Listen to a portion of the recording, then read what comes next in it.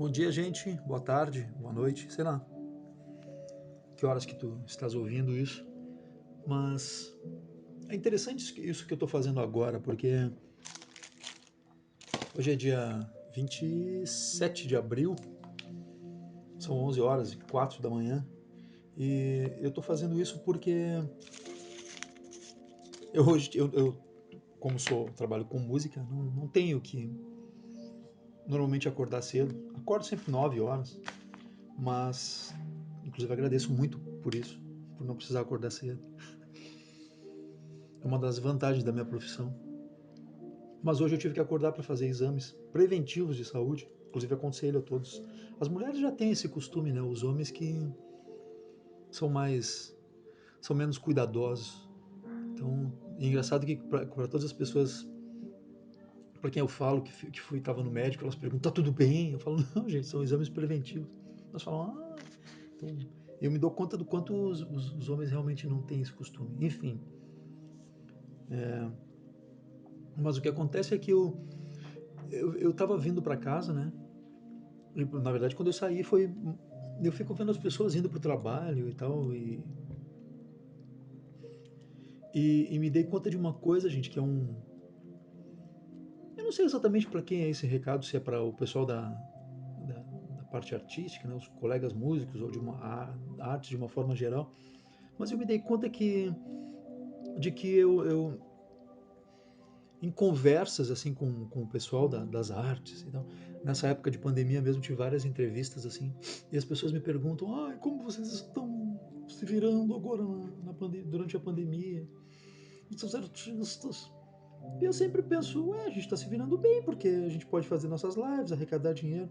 E eu noto que a classe artística tem um pouco de autopiedade, assim, exagerada, sabe?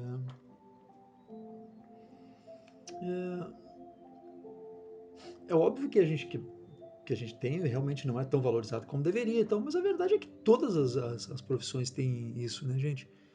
Mas enfim, mas eu não queria perder o foco, eu só queria dizer que como me dei conta que eu tenho essa afinidade um pouco maior com as pessoas que estão ali trabalhando mesmo, sabe? Então, com os empreendedores, vamos dizer assim, não só empreendedores, né, no sentido individual, mas quem está saindo fazendo o mundo girar, né, as coisas acontecerem, quem está desde a pessoa que está plantando lá e colhendo, trazendo para a cidade para vender, até aquele mercadinho que todo dia coloca ali as frutas à venda, né? Então, e eu me distancio um pouco da classe artística nesse sentido, porque eles ficam muito no campo do, ai meu Deus, porque hoje acordei o sol, eu não sei. Então, não que obviamente eu não seja também, né, reflexivo em algumas coisas, mas eu acho que tudo na vida, né, a gente tem que pender para o centro, né?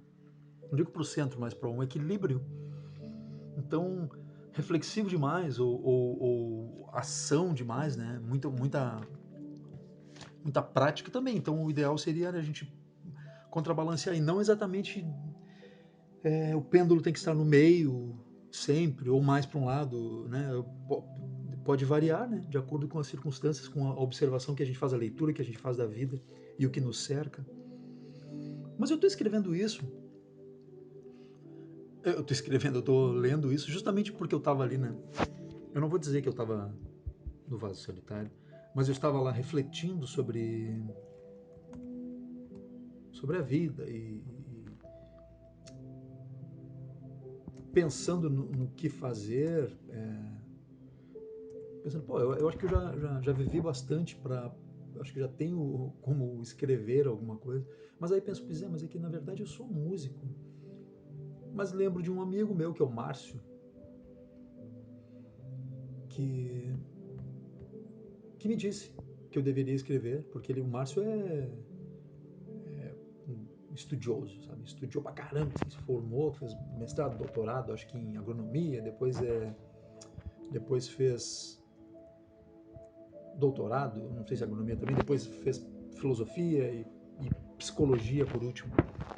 E ele sempre me falava que eu deveria pensar em escrever as minhas memórias, porque a minha vida é uma vida. A gente hoje em dia tem que tomar cuidado com os termos que a gente usa, mas eu acho que a minha vida é exemplar. É estranho falar isso de mim mesmo, né? Vitupério. Mas eu preciso falar, gente, porque realmente, sabe, eu teria tudo pra. Não que seja comparação, fulano viu, não pode reclamar da tua vida, porque olha a história do Tony. Não, não, nada a ver. Cada um tem a sua história, cada um. E é tudo relativo, né? O que pra mim é um problema, para o cicrano lá, fulano, pode não ser. Então eu não acho que tem que se comparar, dizer, viu, não tem motivo. Mas com certeza, no meu caso, funcionou, sabe? Eu se eu continuar gravando isso, esse tipo de podcast, sei lá como chama hoje em dia, esse áudio, eu conto mais sobre a minha história, mas então eu pensei nisso, pois é, tal, mas o que acaba acontecendo, gente? O primeiro passo é o pior, né? Em direção a alguma coisa. Tomar uma decisão é o mais difícil. Então, como várias pessoas disseram que gostam de me ouvir falar, a gente sempre que vai escrever, a gente pensa nos críticos, né? A gente fica imaginando o que os críticos achariam do que a gente está falando. Dessa vez eu fiz diferente, eu resolvi gravar. Pensei em escrever, mas eu falei, eu vou fazer um áudio, porque a gente está, né, tudo tão ágil. Eu resolvi sentar aqui na frente do computador e sair falando. Começar é o mais difícil, gente. E não tem a ver com procrastinar, não. Mas às vezes a gente não começa porque primeiro se não acha que vai falar alguma coisa interessante o suficiente, sabe? E isso é um problema. Porque a gente deve falar, ainda mais que a gente está na era do tudo muito ágil, né? E outra coisa, a gente tem muita coisa do, gravei um podcast, seja lá o que for, um áudio, e não teve audiência. Gente, às vezes as coisas demoram para ter audiência, né? Às vezes elas não chegam na pessoa certa, entre aspas, naquele, naquela década, às vezes, né? Tem canções que eu costumo dizer, como uma canção Apenas Mais Uma do Amor, de Amor do Lulu Santos, que levou 10 anos para acontecer, e outros tantos, né? Tem clássicos da literatura, inclusive, que demoraram. Tem artistas que não foram nem reconhecidos em vida, né? Enfim, mas voltando ao começar, é o mais difícil. Tem um pensamento que eu gosto que é começar já é meio caminho andado. E, e o problema, aí eu resolvi gravar isso por uma frase do Lair Ribeiro, gente, que é nutrólogo, cardiologista, eu acho, e escrevi uns livros que eu gostava de algumas coisas que eu gostava de ouvir falar. Então ele falava que para se to- pra- não, eu acredito que ele não tenha sido a única pessoa que falou e provavelmente não foi a primeira, né? Não, com certeza não foi a primeira, mas não importa, chegou até mim por ele. É, ele falava cuidado com o quando eu. Então, quando eu gravar o meu primeiro texto, quando eu, isso é perigosíssimo na vida da gente. Então, portanto, pode ser que esse áudio que eu estou gravando tenha vários erros, mas não importa. Né? O que importa é que foi gravado. O que importa é que a minha manhã, né, de terça-feira, dia 27 de abril, ela tá se tornando a manhã onde eu fui e gravei um vídeo todo. Daqui a pouco estou publicando no YouTube. É isso, né? Então eu estou me baseando no começar, já é meio caminho andado. E não sei por que eu lembrei de um texto do Fernando Pessoa que eu acho que todos nós deveríamos ter um acesso em algum momento da vida, porque a gente. Eu não vou mentir, assim, por mais que eu acredite no meu trabalho com música, né? Que eu sou músico, compositor, então, e por mais que as pessoas entrem e peçam a minha música, é, digamos que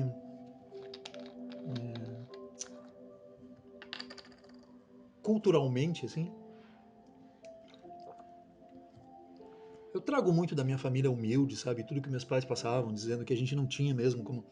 Intelectualmente, digamos assim, eu já me peguei me depreciando em alguns momentos, por mais que algumas pessoas tenham me dito, pô, eu gosto de ouvir falar. Então para quem nunca teve acesso, acredito que todos vocês tiveram acesso, mas para quem nunca teve esse poema em linha reta do Fernando Pessoa, acho que é Álvaro de Campos, ele fala assim: Vocês me dão licença, tá, gente? Eu vou tentar. Nunca, nunca conheci quem tivesse levado porrada. Todos os meus conhecidos têm sido campeões em tudo. E eu, tantas vezes reles, tantas vezes porco, tantas vezes vil, eu, tantas vezes irrespondivelmente parasita, indesculpavelmente sujo, eu que tantas vezes não tenho tido paciência para tomar banho, eu que tantas vezes tenho sido ridículo, absurdo, que tenho enrolado os pés publicamente nos tapetes das etiquetas, que tenho sido grotesco, mesquinho, submisso e arrogante, que tenho sofrido enxovalhos e calado, que quando não tenho calado tenho sido mais ridículo ainda. Eu, que tenho sido cômico às criadas de hotel, eu que tenho sentido o piscar de olhos dos moços de fretes, eu que tenho feito vergonhas financeiras pedindo emprestado sem pagar, eu que quando a hora do soco surgiu me tenho agachado para fora da possibilidade do soco, eu que tenho sofrido a angústia das pequenas coisas ridículas, eu verifico que não tenho par nisto, tudo nesse mundo. Toda a gente que eu conheço e que fala comigo nunca teve um ato ridículo, nunca sofreu enxovalho, nunca foi senão príncipe, todos eles príncipes na vida. Quem me dera ouvir de alguém a voz humana que confessasse um pecado, não um pecado, mas uma infâmia, que contasse não uma violência, mas uma cobardia tá aqui com B.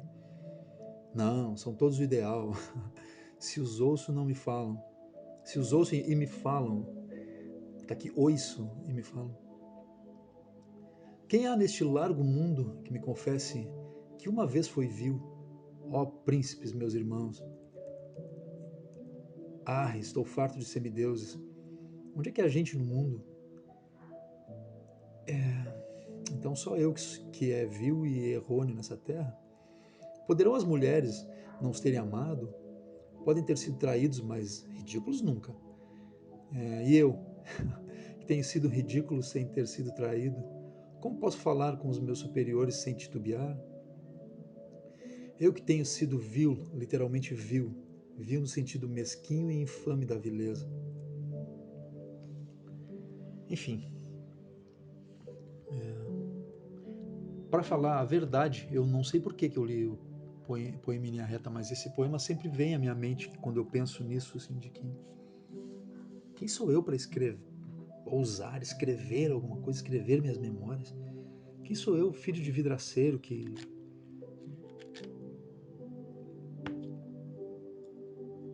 se tornou músico, escreveu algumas canções que as pessoas pedem e tal. Digamos que até foi meio instintivo tudo que eu aprendi, né, ligado à música. Não, eu estudei um pouco, mas tudo que eu sei sobre literatura, sobre filosofia, foi estudado assim, foi como uma amiga, bem amiga, né? Amiga entre aspas, disse há algum tempo, lá vem o Tony sua filosofia de almanaque.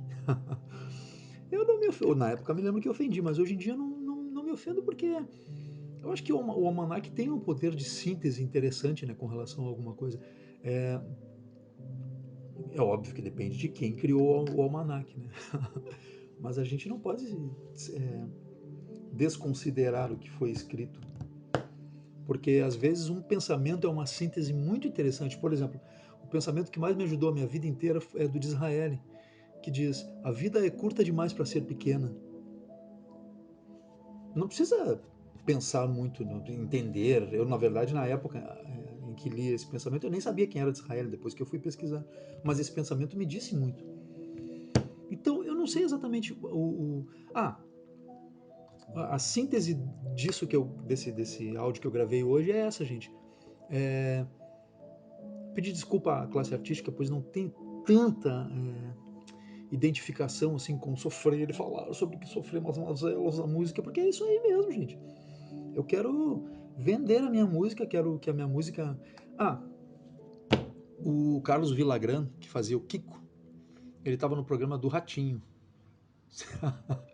Tava passando lá na TV, ele tava. Eu vi que ele tava tão bonita a produção, assim, várias pessoas caracterizadas e montaram uma vila, como se fosse a Vila do Chaves. Ele tava falando, então ele pergunta ao Carlos Villagrán o que ele tem a dizer para o povo brasileiro, e ele fala.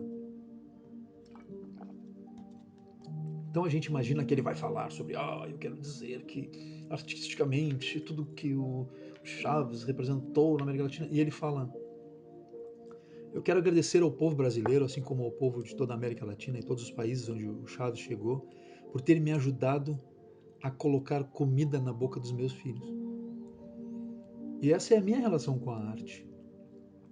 Eu acho lindo assim que a minha música tenha ajudado assim, seja nos CDs que eu vendi, seja nos shows em que as pessoas foram, ou pelo que transferem em forma de cover virtual nas lives que eu tenho feito. Eu acho lindo que isso tenha ajudado a pagar o básico, né, da minha sobrevivência, dos meus filhos, da minha família. Então por isso que eu me identifico mais com essa linha de artistas. E, e outra coisa que, então essa seria, eu acho que seria, né, a síntese do que eu falei hoje. E a segunda seria que por mais que tenha ficado ridículo, como fala no poema Em Linha Reta, do Fernando Pessoa, Álvaro de Campos, foi um começar, né? Vamos ver o que vai acontecer daqui para frente. Talvez eu continue gravando mais coisas, talvez se torne um livro, não sei.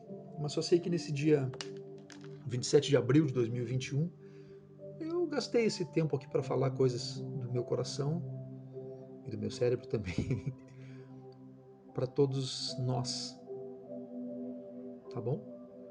Bom dia. Amanhã eu gravo o outro. Acredito que grave outro. Mas a continuidade é que faz toda a diferença, né? Então amanhã eu gravo outro, sim. Bom dia a todos. Acreditem nos seus sonhos, acreditem em si mesmo. Mas não esqueçam que tem um trabalho a ser feito, né? Saúde e felicidade para todos.